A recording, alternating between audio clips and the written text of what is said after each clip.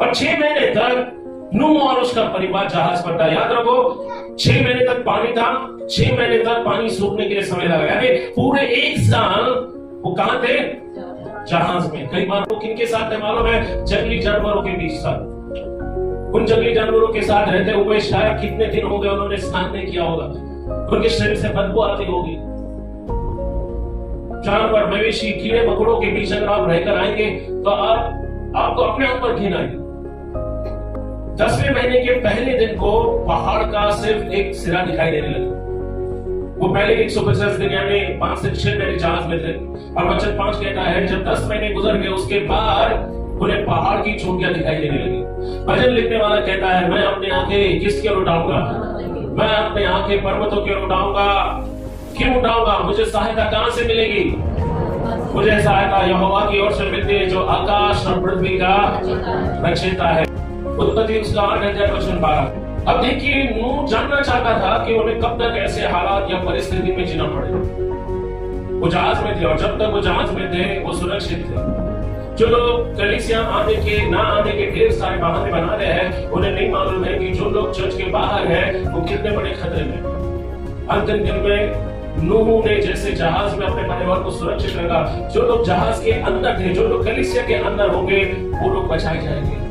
यीशु मसीह किसी अकेले विश्वासी के लिए नहीं आ रहा है, यीशु मसीह उसकी कलीसिया के लिए, उसकी दुल्हन के लिए आ रहा है। और अगर आप उसकी कलीसिया का हिस्सा नहीं हो, अगर आप उसकी चर्च का हिस्सा नहीं हो, तो आप पीछे छोड़ दिए जाओगे। याद रखिए, जब तक नूह और उसके परिवार के लोग जहाज में थे वो सुरक्षित थे। बाहर बाढ़ का पानी था, बाहर उस बाढ़ के पानी में ढेर सारी लाश और ढेर सारे हम देखते हैं जानवर, मवेशियों के क्या बोलते हैं ना, मुर्दा शरीर तैर रहे थे। राइट? आप सोचो, वहां पर जीवन कहीं पर भी नहीं था। नूह, उसके परिवार के 8 लोग और वो जानवर, जीव जंतु जो जहाज पर थे, केवल वही जीवित थे। बाइबल कहते हैं कि दिन में जो प्रभु का नाम लेगा वही उद्धार पाएगा। सो वचन 12 में हम देखते हैं 8वें अध्याय के, जब नूह ने 7 दिन के बाद अपने जहाज के अटारे के दरवाजे खोले और खिड़की से कबूतर को छोड़ा। कबूतर ये एक गलत वर्ड है, एक्चुअली वहां पर इस बाइबल में डव लिखा है। डव को हिंदी में पंडुके बोलते हैं। क्या बोलते हैं? ओके, पंडुके और कबूतर दोनों दिखाई एक जैसे दिखते हैं। ओके, बट पंडुके जो है उसे शांति का प्रतीक कहा जाता है। अब देखो, जब भी 2 देशों में जंग होती है और युद्ध विराम होता है तो शांति के प्रतीक के रूप में हवा में कबूतर को छोड़ा जाता है। वो कबूतर क्या है? इंग्लिश में उसको डव बोलते हैं। वो शांति का प्रतीक है। और नूह ने भी कबूतर को छोड़ा ये देखने के लिए कि क्या जल जो है वो पूरी तरह से सूख गया है, कहीं पर जमीन है क्या।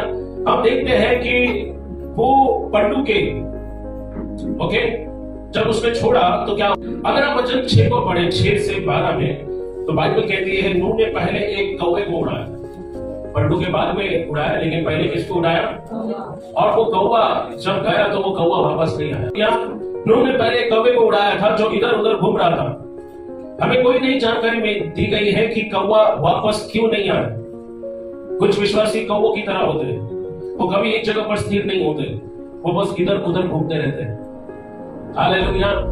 सुनो, अगर आप यीशु के साथ जाना चाहते हो तो आपको पूरा जीवन यीशु के लिए जीना होगा। आप 2 तरह का जीवन नहीं जी सकते। मेरे बहनों, माफ कीजिए, अगर आप लोगों को यीशु के लिए अपना जीवन जीना होगा। यीशु के लिए जीना इतना आसान नहीं है। हम 2 प्रकार का जीवन नहीं जी सकते। अगर आप घर में बाइबल नहीं पढ़ते हो, अगर आप घर में प्रभु के साथ नहीं चल रहे हो, और सिर्फ संडे के दिन आप एक दिन यहाँ अगर ऐसा सोचते हैं कि आप प्रभु यीशु के साथ जाओगे, तो आपको अपने विचार को बदलना होगा। क्यों? क्योंकि अगर आप सिर्फ संडे को प्रभु के साथ चल रहे हो, संडे को आप प्रार्थना कर रहे हो, तो आप धार्मिक रीति रिवाज को मान रहे हो, ना कि आप विश्वास में चल रहे हो। नूह ने परमेश्वर की आज्ञा मानी, इसलिए वो बच गए। नूह और उसका परिवार बाढ़ में सुरक्षित था क्योंकि उन्होंने परमेश्वर को महत्वपूर्ण माना। हम या तो परमेश्वर को प्रसन्न कर सकते हैं या तो संसार में लोगों को। आज आपको निर्णय लेना होगा आपके लिए महत्वपूर्ण क्या है। आप किसे खुश करोगे? आपके मम्मी डैडी को, आपके दोस्तों को, आपके रिश्तेदारों को, या फिर आप परमेश्वर को प्रसन्न करेंगे? नूह ने पहले जब कौवा उड़ाया तो वो कौवा यहाँ वहां घूम रहा था और वो वापस नूह के पास आया या नहीं इसकी कोई जानकारी नहीं है। बट सवाल ये है कि कौवा वापस आया क्यों नहीं? अगर पानी हर जगह था तो फिर कौवा कर क्या रहा था? उसे बैठने के लिए जगह कहां मिली? वचन में ये नहीं बताया गया, पर कई जानकारों का ये कहना है कि कौवा सड़े गले गिरे हुए कोई भी चीज को खा लेता। जहाज के बाद सिर्फ मृत्यु का नजारा था, मरे हुए लोगों के मुर्दा शरीर थे। जीवन सिर्फ जहाज में था। जीवन कहां था? जिंदा लोग कहां थे? और मरे हुए लोग किधर थे? पानी में। तो जब तक आप चर्च में हो आप जीवित हो, और जब तक आप यीशु के साथ हो आप जीवित हो। कौवा दरअसल मृत्यु और पाप को दिखाता है। कौवा किसको दिखा रहा है? हाँ, कौवा दुष्टात्माओं का चिन्ह है। वहीं दूसरी ओर कबूतर यानी पंडुगे जीवन और धार्मिकता का चिन्ह है, वो पवित्र आत्मा का चिन्ह है। क्योंकि जब यीशु पानी से बाहर आया, पवित्र आत्मा किसके रूप में उतरा उसके ऊपर?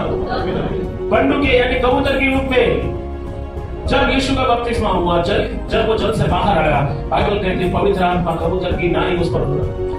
अब 8:11 कहता है कि पहली बार जब कबूतरी उड़कर वापस नूह के पास आई, तो वो अपने चोंच में जैतून का एक पत्ता लेकर। कौवा वापस नहीं आया। कौन वापस आया?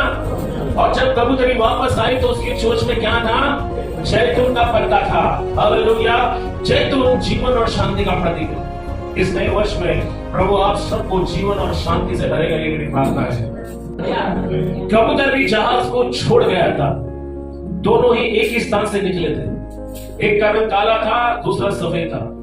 एक धार्मिकता और जीवन और आशीर्वाद को दिखाता है, तो दूसरा पाप, मृत्यु और श्राप को दिखाता है। हाँ, विश्वासियों में ये दोनों स्वभाव मिलते हैं।